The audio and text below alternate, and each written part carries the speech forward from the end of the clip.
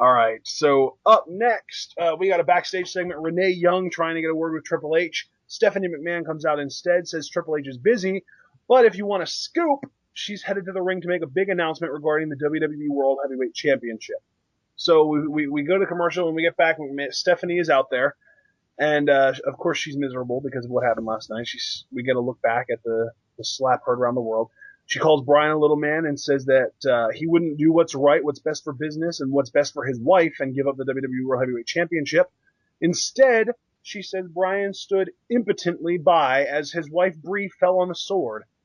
Bree should have been fired weeks ago on the spot when she put her hands on Stephanie, but she gave them chance after chance and got nothing but a slap in the face for it. She says it's okay though because she's tough. She's a McMahon. She wonders if Brian can wake up every day and live with Bree being crushed about not getting to live out her dreams. She says this is bigger than one person. It's about the WWE World Heavyweight Championship. And at Money in the Bank, if Daniel Bryan is able to compete, he will go one-on-one with the Demon Kane for the WWE World Heavyweight Championship. But if he can't compete, then the Money in the Bank title, or the Money in the Bank match at the Money in the Bank pay-per-view will be for the WWE World Heavyweight Championship. And this is the point that John Cena's music hits, which is freaking unexpected because, you know what, I say unexpected, I shouldn't, because if they're going to use anybody to capitalize on the amount of over that Daniel Bryan is and the whole martyr thing that he has going for him right now, it's freaking John Cena, because I'm not even going to go down that rabbit hole. So yeah, Cena comes out, Stephanie congratulates him for the win at Payback and praises the match with Bray Wyatt. He talked about how the WWE Universe can chant whatever they want, and they start their "Let's go Cena, Cena sucks" thing. And he says that what's not best for business is the situation with the WWE World Heavyweight Championship. He is a 14-time champion and knows what it feels like to win a title. He knows what it feels like to lose a title, and he knows what it's like to be forced to give up a title due to injury. He agrees that WWE fans deserve a fighting champion, but says no one person is bigger than that title, including a spoiled, jealous egomaniac named Stephanie McMahon. Man, before we even move on, I just want to throw it out there.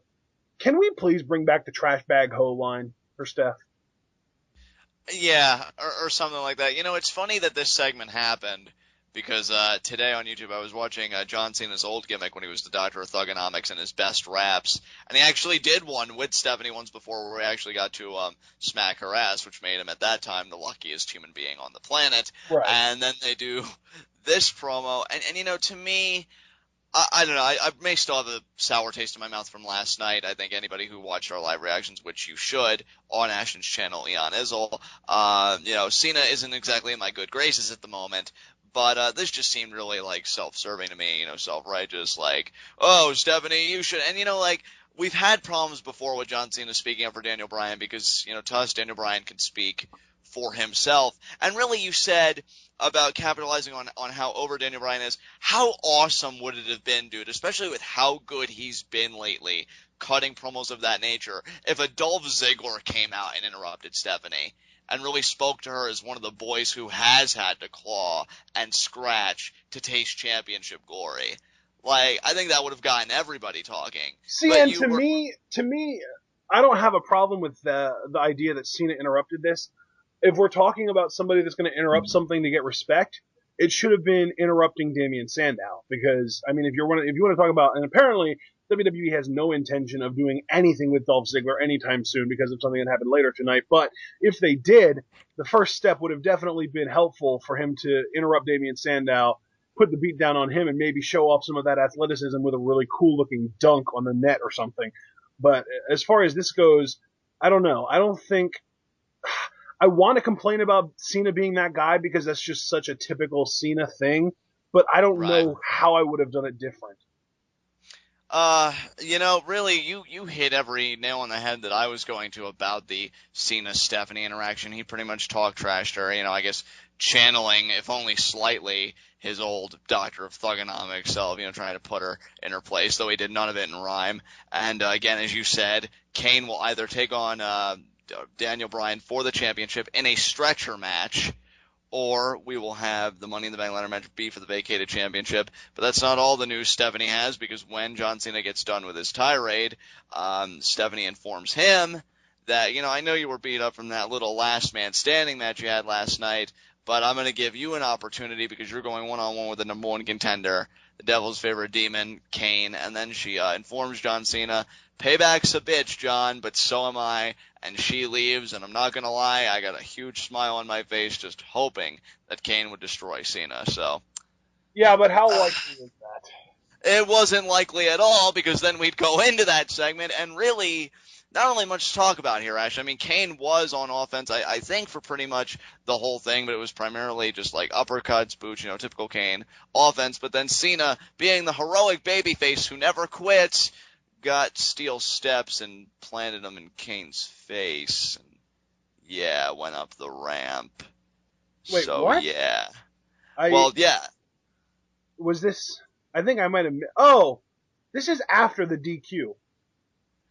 Well, isn't that how he got DQ'd? Was he hit Kane in the face with the steel steps? No, John Cena won by DQ. Oh, so Kane got DQ'd. Kane. See, then I missed that. Kane was unloading on John Cena in the corner, and he wouldn't back off. And he didn't answer the 5 count in the corner. You know why it must not have clicked for me then? Because I had a phone call to deal with, guys, so I had my stream on mute, so I didn't hear the referee's count. So I watched everything take place. I just didn't know the order of when the DQ occurred. So thank you for putting that in perspective for me. So then, I guess then. Yeah, John Cena won by DQ, and then Kane pulled him out to the floor, whipped him into the steel steps, scooped Cena up for a tombstone on the steps, but Cena slid out and shoved Kane into the ring post. That's when Cena grabbed the steps and launched him at Kane, knocking him down. And then, Cena's music hits. He backed up and went up the steps. Well, that's even more hilarious, because once again we're back at square one of LOL Cena wins. 2 matches in 24 hours. Wow. Literally against who is supposed to be the top 2 heels in the company. Right, and 2 really monsters, even more so. Like, it's right. Crazy.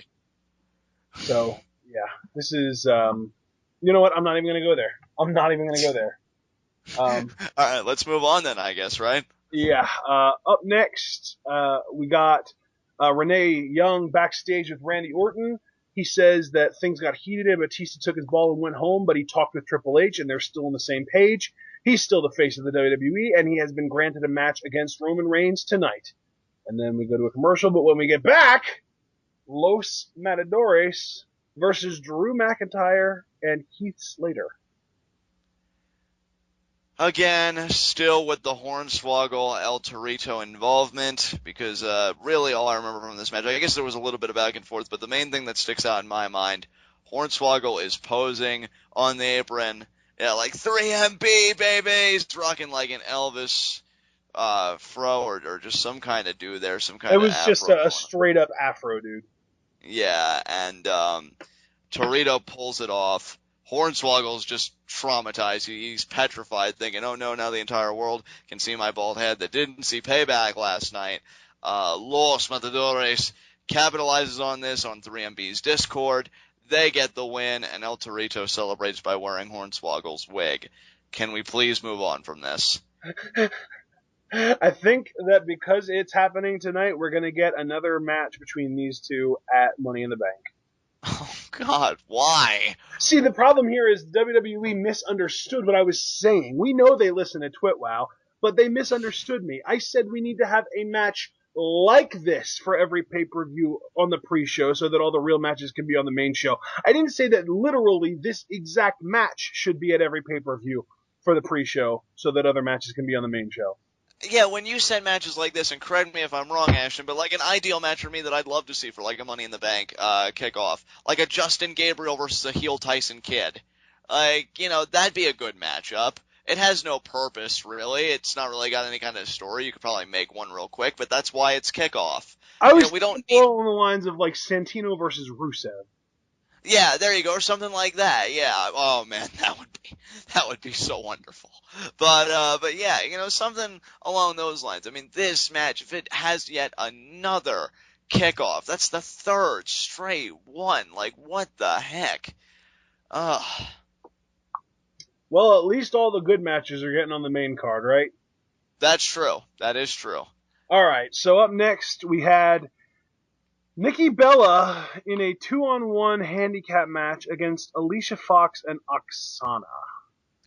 Or as they call themselves when they have tagged up, Foxana. Ah. And, Nikki Bella, she does get a little bit of offense early on Oksana, but it isn't long before the numbers game catches up to her. Alicia Fox hits the axe kick to the back of Nikki's head, and ain't no twin magic going on tonight, brother. No twin magic whatsoever. And the sad thing is, they're trying to turn Nikki into the top babyface. Not gonna work.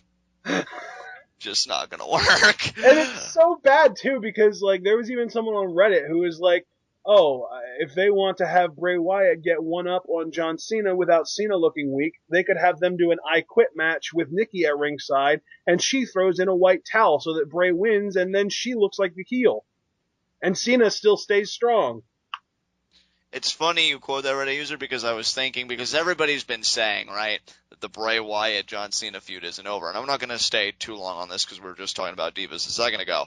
But I was thinking the only way they can go higher to me than a last man standing match and have me even remotely care about Bray making a comeback would be an I Quit match, because that is a match that Cena has never lost. Yeah. Ever. So that would be the only match they could do where I'd be like, holy crap, are you really giving this to Bray? And if they would, I think that would do total damage control, total repair. But that's pure fantasy booking, sticking to the Divas. If they really do want to go with that idea of Nikki Bella being the top 8, no, I can't buy it. What I also don't want, and this is just me personally, I hope Oksana isn't going to tag along for Alicia Fox's latest act. This whole gimmick revival that she's had with throwing these temper tantrums. I hope they're not going to be a team that kind of does that, because I just don't see the upside to Oksana. Maybe that's just me, but I thought Alicia Fox was doing just fine on her own. Let's hope that doesn't become a thing. Other than that, I guess it was harmless for what it was.